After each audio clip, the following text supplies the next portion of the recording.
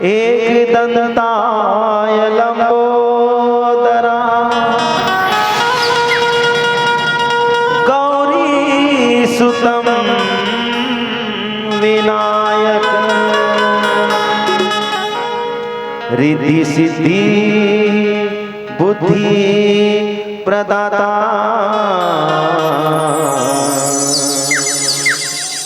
गणपति नमस्तुते। धन्य धन्य यह देश को औ धन्य मोगरा गाँव। धन्य धन्य यहाँ के नर नारी ला भैया जो लेवते राम के नाम। कंवर धाके भोरम राजा सुन ले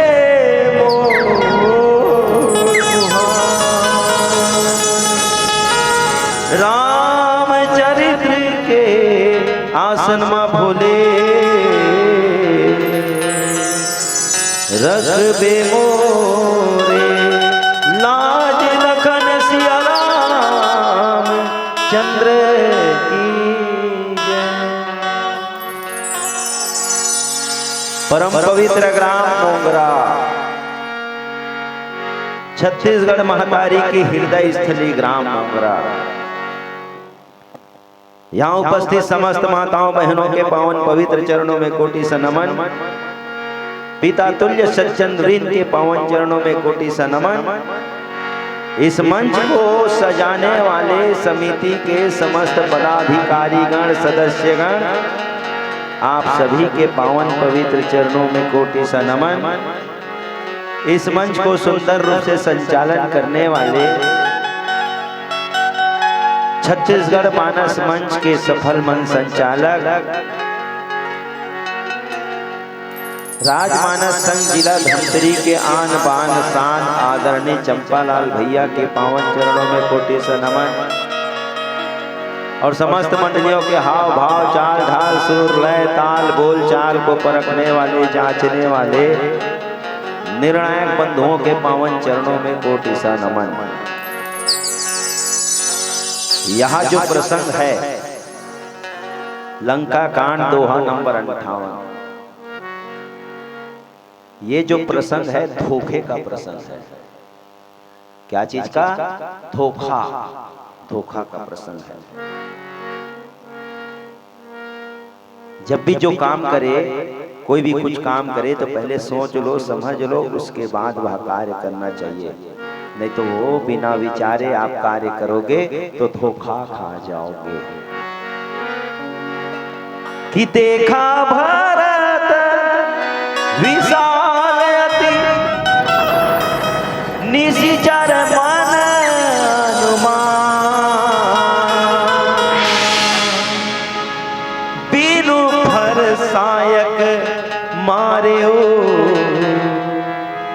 चाप श्रवण लगीता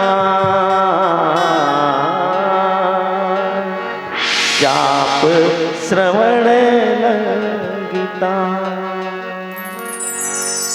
कान के जाते तक के खींचे हैं बाण को भरत जी महाराज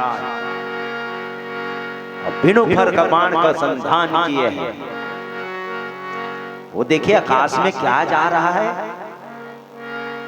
नंदीग्राम में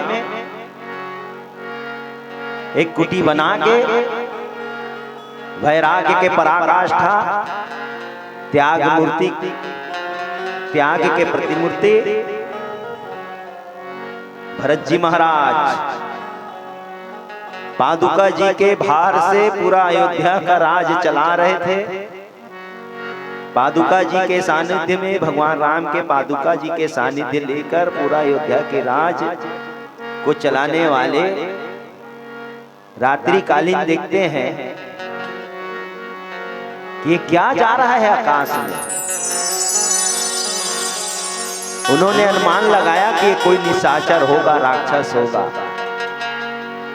और उन्होंने राक्षस के धोखे में बिना फर का बाण उन्होंने संधान कर दिया।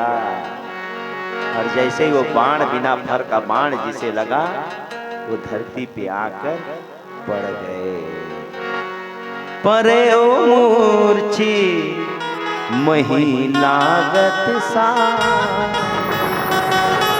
जैसे ही बाण लगता है वो नीचे गिर जाते हैं। कौन कौन? बहुत ही सुंदर प्रसंग है। एक भजन के बाद जानेंगे कौन है। प्रसंग प्रारंभ करने से पहले गणेश जी की स्तुति करते हैं। प्रेम से बोलो लंबोदर भगवान की, बोलो गणेश भगवान की। वक्रतुंड महाकाय सूर्यकोटि समप्रभा निर्विघ्नं कुरु मे देव सर्वकार्येषु सर्वदा। द्वारे सभी आए गौरी ललना, दया की नजर कर देना। कब से खड़े हैं द्वार तुम्हारे,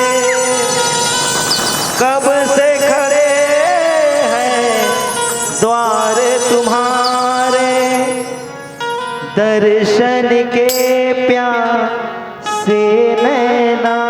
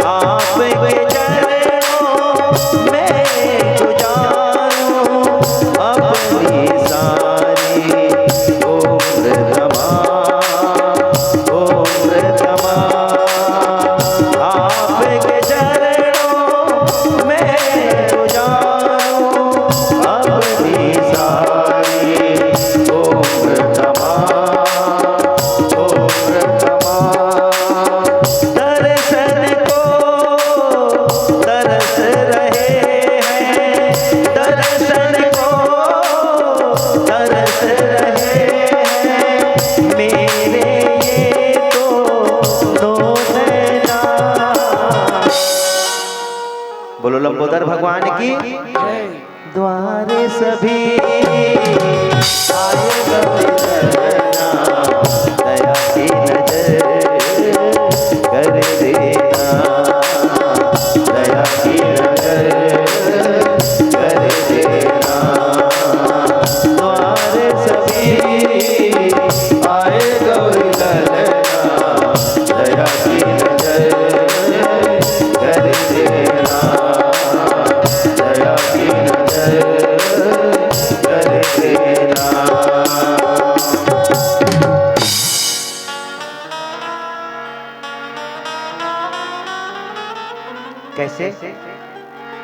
ताली वाली नहीं बजाओगे? बोलो राजा रामचंद्र की जय। मेघनाथ ने छल कपट करके छल युद्ध से शेषावतार लक्ष्मण जी पर क्या चलाया? वीर घातनी सांगी, वो भी धोखे से। नियम से अगर युद्ध करता तो लक्ष्मण जी को कोई हरा सके, संसार में कोई माई के लाल में दम नहीं था उस वक्त। लेकिन मेघनाथ ने छल कपट करना चालू कर दिया, मेघनाथ लक्ष्मण जी के साथ, और पीठ पीछे वार किया उसने। आकाश में जाके छुप गया और छुपकर वीर घातनी शक्ति का उपयोग कर दिया लक्ष्मण जी के ऊपर। वीर घातनी छाड़े सीसा और तेज पूजे लक्ष्मण उरला। लक्ष्मण जी की छाती में लगा साहब। लक्ष्मण जी मूर्छित होकर वहीं पर पड़ गए। सभी कोई उठाने की कोशिश किए लक्ष्मण जी को तो, लेकिन धरती जगदाधार को कौन, ये धरनी धरण को कोई उठा सकता है क्या? धरती को कोई नहीं उठा सका साहब। लेकिन अंजनी लाल बजरंगबली जी आए और सभी राक्षसों को वहां से भगाकर और लक्ष्मण जी को अपने हाथ में उठा कर लेके और भगवान के गोद में डाल दिए। भगवान रोने लगे, क्या हो गया, क्या हो गया? तो बताए धोखे से इस पर वार कर दिया साहब। मेघनाथ ने शेषावतार लक्ष्मण जी के ऊपर धोखे से वीर घातनी शक्ति का उपयोग करके इन्हें मूर्छित कर दिया है। वानर दल में शोक की लहर छा गई, सब चेहरे उतार के बैठ गए। लेकिन में उस वानर दल में एक बुजुर्ग रहते थे जिनका नाम था जामवंत जी। और बुजुर्गों का काम क्या है? दुख के क्षण में सबको ढांढस बनाना, सबको हिम्मत देना, यही सियान का काम होता है। बनाने का काम सियान का होता है, बिगाड़ने का काम नहीं। जो बिगाड़ा फिर वो सियान कहलाने का अधिकारी नहीं है, बनाने का काम सियान का होता है। सुसेन जी महाराज का नाम बताया गया। जामवंत जी बोले कि लंका में एक वैद्य रहता है, डॉक्टर रहता है, उसे जल्दी लेकर आइए। उस डॉक्टर का नाम है सुसेन। कि जामवंत कहे वैद्य सुसेना और लंका रहाई को पठई लेना। जाओ उसको तुरंत लेकर आओ। उसको भेजो, किसी को मत भेजो। बोले हनुमान जी मैं जाता हूँ। बोले मेरे को मालूम है, मैं लंका पूरा एक बार घूम चुका हूँ। आग लगा के गया था, किसका घर कहाँ पर है, किसका घर कहाँ पर, किसका हॉस्पिटल कहाँ पर है, किसका बंगला कहाँ पर है, सब मुझे मालूम है। किसका ऑफिस कहाँ पर है, सबको मैं जानता हूँ। बोले मैं जाता हूँ, उनको लेकर आता हूँ। बोले डॉक्टर सुसेन वैद्य को जाते हैं। डॉक्टर सुसेन वैद्य अपने डिस्पेंसरी में अपने आराम कर रहे थे। हनुमान जी गए, बोले कि अगर डॉक्टर को लेके जा रहा हूँ, कुछ दवाई की जरूरत पड़ेगी, फिर आना पड़ेगा, फिर जाना पड़ेगा, तो उससे अच्छा इनको पूरा हॉस्पिटल सहित, इनकी पूरी मेडिकल स्टोर सहित इनको उठा के ले जाया जाए। और फिर हनुमान जी ने पूरा उनके हॉस्पिटल सहित और पूरे मेडिकल स्टोर सहित, डॉक्टर सहित उठा के ले गए और ये लोग सुसेन वैद्य जी को समझाया गया। भगवान रामचंद्र जी बोले कि ये मेरा भाई है, मेरा भाई रोगी है और आप वैद्य हो, मैं अपने भाई को आपके चरणों में सुपुर्द करता हूँ, मेरे भाई का इलाज कीजिए। सुसेन वैद्य जी नाड़ी को छूते हैं, अपने जांच करते हैं और जांच करके बताते हैं कि यह तो बहुत मुश्किल है इसका बचना। बोले और बचना बड़ा मुश्किल है। तो हनुमान जी बोले कि मैं इंद्रनील लाल हूँ, मेरे सामने मुश्किल जैसे शब्द का मेरे कोष में जगह नहीं है। बोले बताइए क्या बात है। बोले आपको मेडिकल स्टोर जाना पड़ेगा। बोले और वहां से एक टॉनिक है, एक दवाई है, उसको लेके आना पड़ेगा। बोले तो अभी जाता हूँ। बोले तो यहाँ नहीं है साहब वो मेडिकल स्टोर। तो कहाँ है? धौरागिरी पर्वत में। वहां जाएंगे, वहां संजीवनी बूटी नाम की एक मेडिसिन है, उसको लेकर आइए बोले।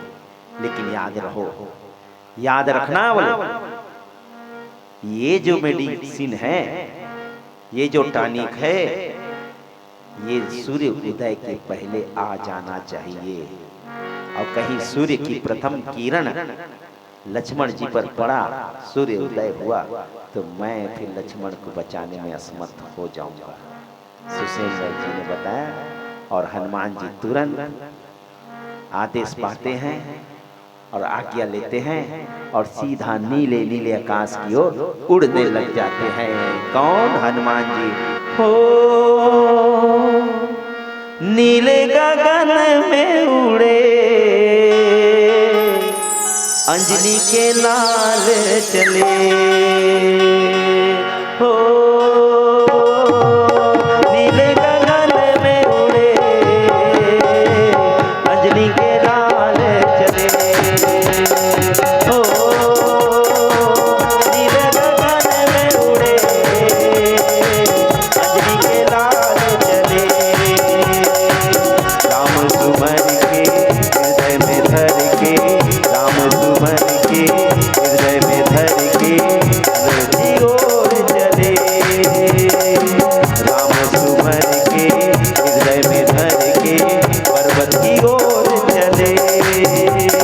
हो नीले गगन में उड़े, अंजनी के लाल चले। हो नीले गगन में उड़े, अंजनी के लाल चले, अंजनी के लाल चले, अंजनी के लाल चले।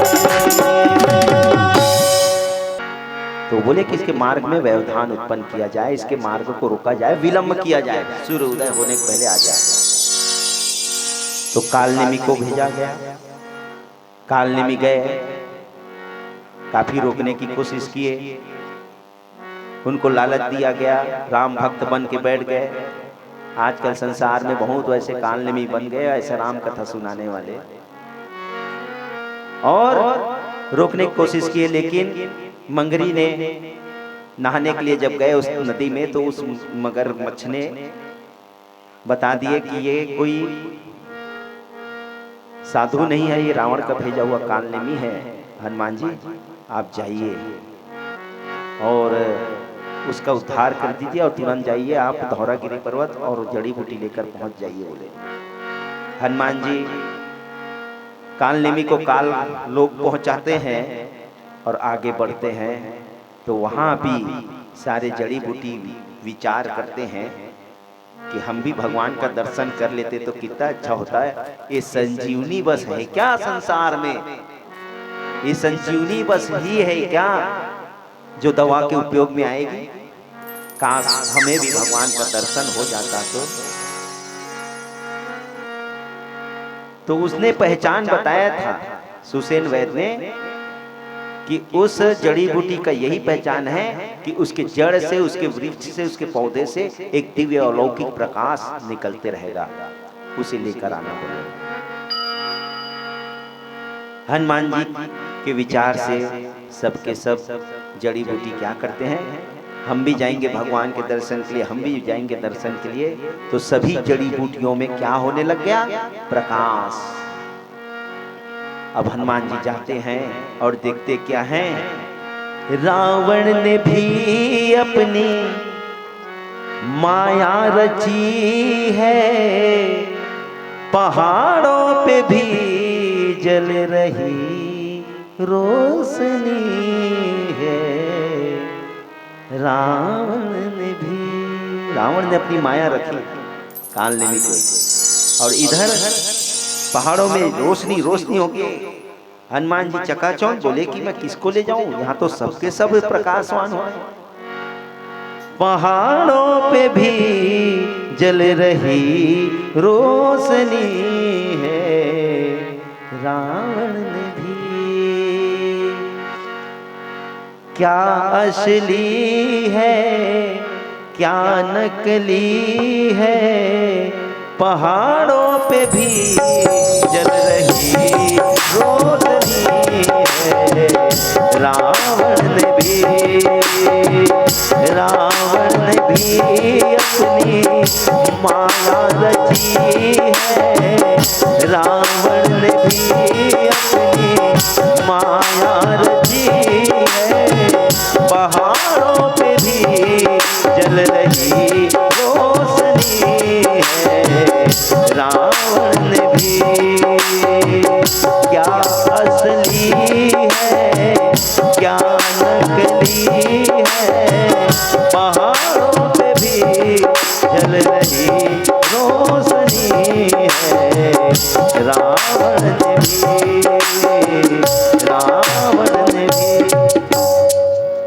हनुमान जी को बड़ा आश्चर्य हुआ, कैसे करूं, मैं तो कोई डॉक्टर तो हूं नहीं और ना ही मैं आयुर्वेद का आचार्य हूं कि जड़ी बूटी का पहचान करूं।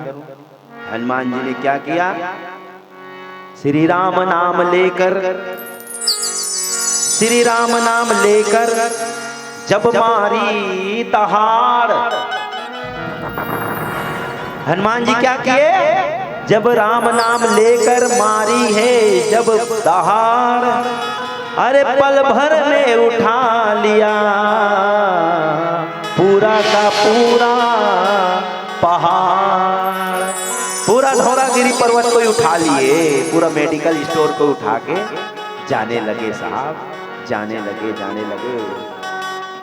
अब वो एक गलती हो गई हनुमान जी से कि जहां अयोध्या जी के ऊपर से निकल रहे थे, भगवान की जन्मभूमि के ऊपर से निकल रहे थे, भगवान की जन्मभूमि को प्रणाम करना भूल गए। और भरत जी महाराज नंदीग्राम में जो भी कार्य करते थे तो पादुका जी महाराज से पूछ कर ही कार्य करते थे। लेकिन रात हो चुकी थी और पादुका जी महाराज जो थे भगवान के चरण पादुका थे, वो विश्राम स्थिति में थे, विश्राम कर रहे थे और रात को वो भी पूछना भूल गए भरत जी महाराज। और जब आकाश में देखते कौन सा जानवर जा रहा है कि क्या है ये, कहीं राक्षस तो नहीं है। भरत जी महाराज मन में सोचने लगे तो फिर उन्होंने क्या किया, जरूर कोई राक्षस होगा। और उन्होंने धनुष बाण निकाला है साहब, और धनुष बाण निकाला और उस धनुष बाण में बिनु फर का बाण का संधान कर दिए हनुमान जी के ऊपर। बाण दो प्रकार का होता है, बाण दो प्रकार का होता है, एक फर वाला और दूसरा बिनु फर वाला। फर वाला बाण अगर किसी के ऊपर चला तो उसका मरना निश्चित है, और बिनु फर वाले बाण में मरता नहीं, या तो वो फेंका जाएगा बहुत दूर या तो फिर वो मूर्छित होगा। रामचंद्र जी ने बिनु फर का बाण चलाया था, भगवान राम ने बिनु फर का बाण चलाया था, किस पर, मारीच के ऊपर। बिनु फर बाण राम ते ही मारा, और सत जो जन का सागर पारा। बिनु फर का बाण मारे हैं भगवान रामचंद्र जी, तो मारीच 100 योजन दूर फेंका गया, पार हो गया। और उस दिन से भगवान के बाण का दीवाना हो गया वो मारीच। हम लोग पढ़ते थे तो पान का पत्ता बनाते थे और उसमें एक तीर का निशान लगा देते थे दीवार में चाक से, और उसमें क्या करते थे, अपना नाम का शुरू अक्षर और अपने फ्रेंड का नाम का शुरू अक्षर लिख देते थे। इतना हम दीवाना थे उस वक्त। अब मारीच भी वैसी दीवाना हो गया बाण का, अपने भगवान का शुरू अक्षर रा लिख देता था और नीचे में मां लिख देता था अपने नाम का, राम राम जपते रहता था। क्यों दीवाना हुआ, बोले कि जब भगवान मेरे को बिनु फर का बाण मारे हैं तो मैं 100 योजन सागर पार हो गया, और जिस दिन भगवान मुझे फर वाला बाण मारेंगे तो मैं भव सागर से पार हो जाऊंगा। उस दिन से मारीच भगवान के बाणों का दीवाना रह गया और भगवान के फर वाले बाण का इंतजार करने लग गया, कब वो फर वाला बाण आएगा अब मुझे भव सागर से पार होकर आएगा। ये वो दीवाना था मारीच भगवान के बाणों का। आज भरत जी महाराज बिनु फर का बाण हनुमान जी के ऊपर संधान कर रहे हैं। देखा भरत विशाल निशिचर मन हनुमान, बिनु फर सायक मारिए, चाप श्रवण लगी तान। पूरा तान के कान तक के पूरा खींचे हैं, पूरा प्रबल प्रहार करने के लिए, लक्ष्य को साधने के लिए भरत जी ने पूरा कान तक के खींचे हैं, पूरी शक्ति का प्रबल उपयोग किया है। और जैसे ही लगा है हनुमान जी के ऊपर, और वैसे ही हनुमान जी मूर्छित होके नीचे पड़ जाते हैं। परे ओ मूर्छी महिष लागत सा, पड़े हैं साहब, गिरे नहीं है। कई लोग बोल देते हैं गिर गया है, लेकिन हनुमान जी के लिए गिरा शब्द का उपयोग करना हमारे हिंदी साहित्य में पाप है। पड़ा और गिरा दोनों में बहुत फर्क है। हनुमान जी धरती पे आके पड़ जाते हैं, और जैसे ही धरती पे पड़ते हैं तो राम नाम का सुमिरन करते हैं। सुमिरत राम राम रघुनाथ, भगवान का सुमिरन करते हैं। फिर भरत जी महाराज दौड़ के आते हैं, और क्या होता है, एक सुंदर भजन के साथ प्रेम से बोलो राजा रामचंद्र की, बोलो राजा रामचंद्र की। ओ पापी मन कर ले भजन, मिला है मौका तुझे भाई बहन, बाद में फिर पछताएगा जब पिंजरे से पंछी निकल जाएगा, पिंजरे से पंछी निकल जाएगा।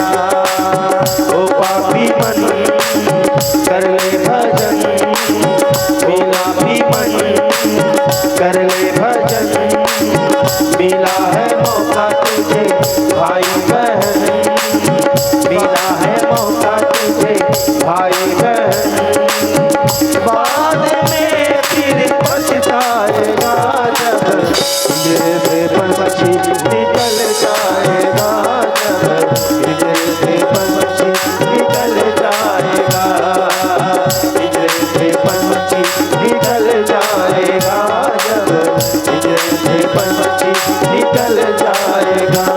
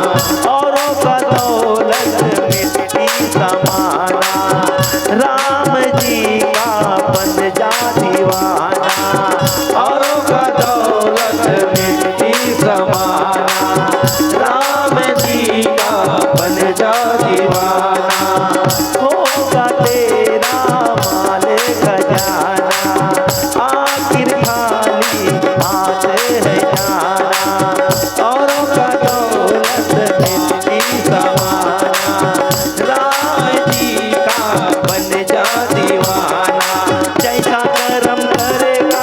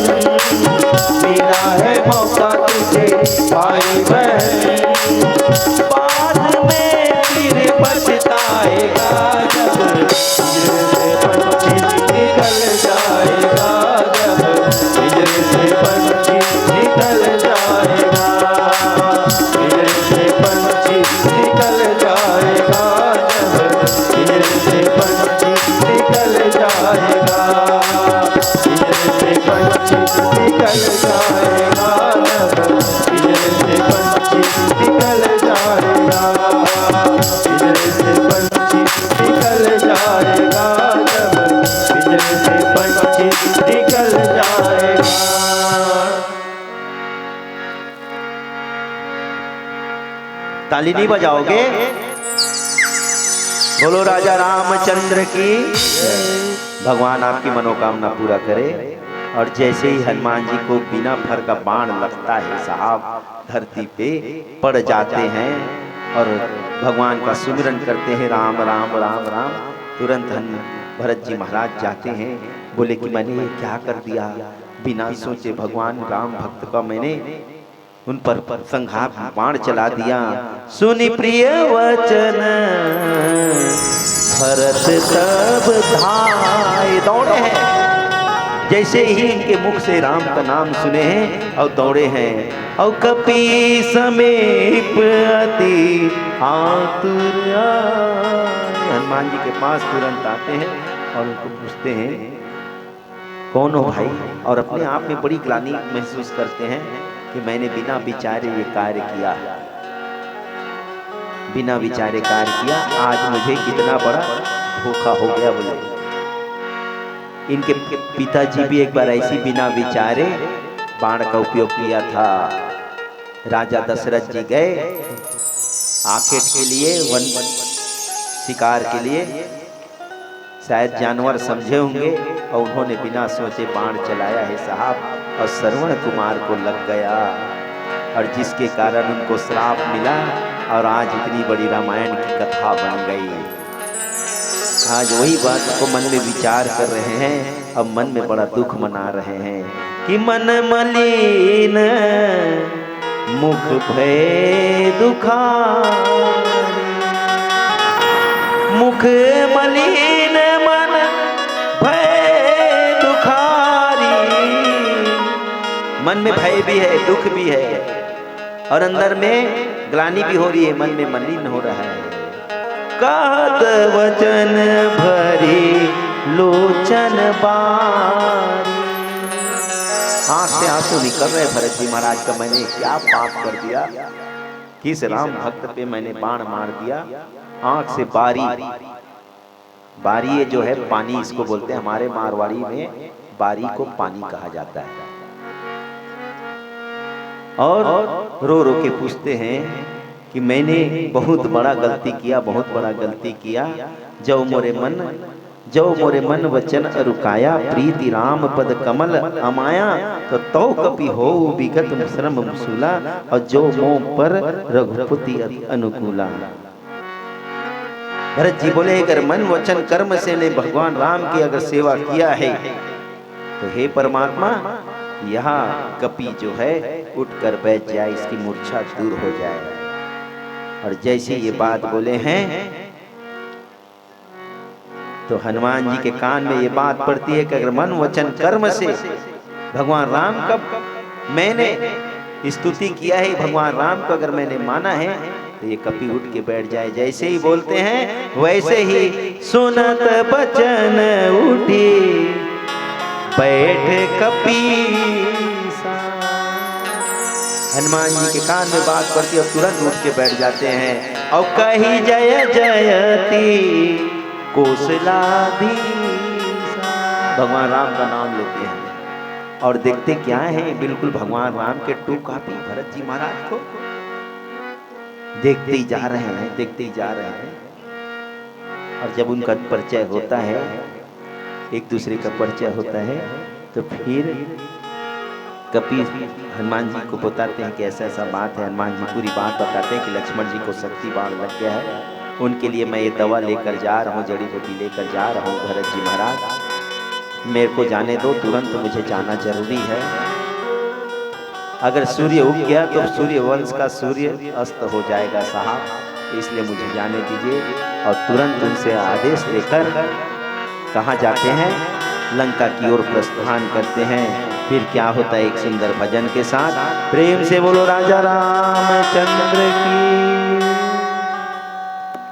सुनो भाई, अंतिम भजन है ये, आप सभी से निवेदन है इस अंतिम भजन में आप लोग जरूर साथ दीजिएगा। बोलो राजा रामचंद्र की जय। जिंदगी के नहीं ठिकाना, एक दिन सब ल जाना। राम राम तय सुमिरन कर, जाना, जिंदगी के नहीं ठिकाना, एक दिन सब जाना,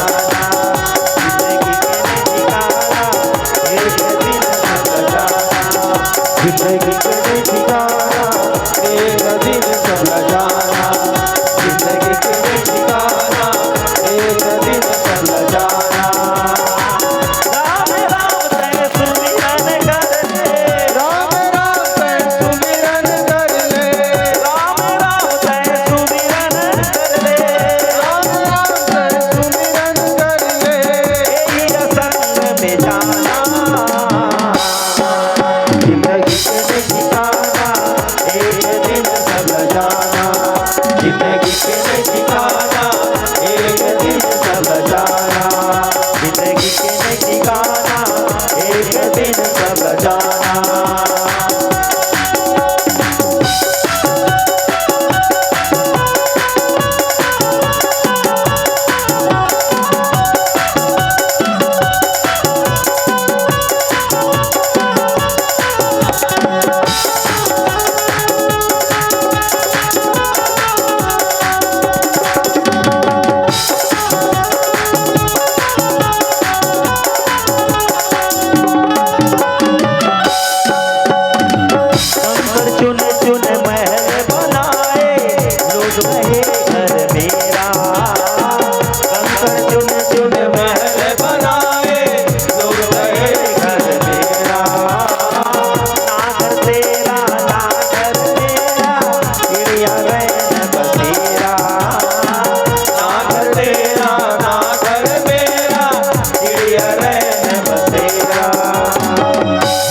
कंकड़ चुन चुन महल बनाए, लोग कहे घर मेरा, और ना घर तेरा ना घर मेरा, चिड़िया रैन बसेरा। ये कबीर साहेब की वाणी है और हम रहने वाले कंवरधा के हैं। कंवरधा मतलब कबीर का धाम। बोलो साहेब बंदगी, सकल हंस को साहेब बंदगी।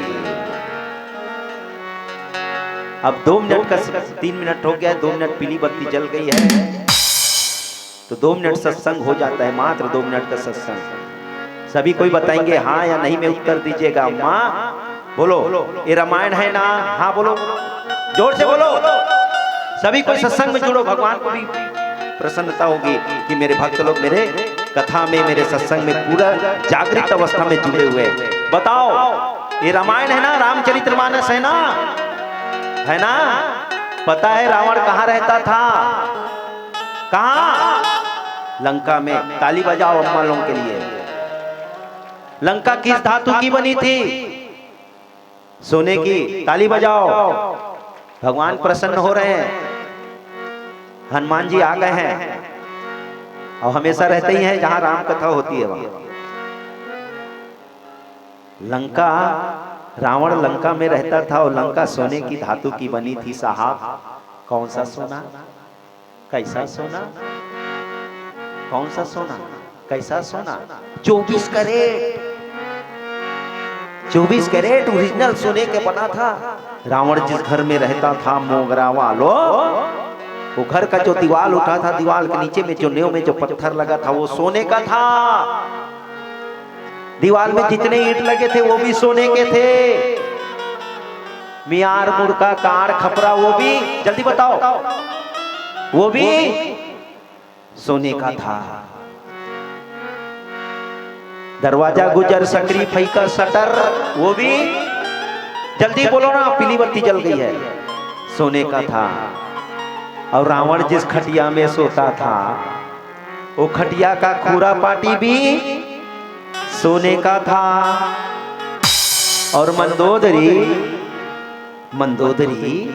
अपने रावण को सवेरे ब्रेकफास्ट कराती थी, दोपहर को लंच कराती थी और रात में डिनर कराती थी। वो थाली, वो चम्मच, वो प्लेट, वो कटोरी, वो गिलास वो भी सोने का था। लेकिन मोगरा वालों, रावण मरा, रावण मरा तो एक मासा सोना भी साथ नहीं गया साहब, तो क्या हमारे साथ जाएगा?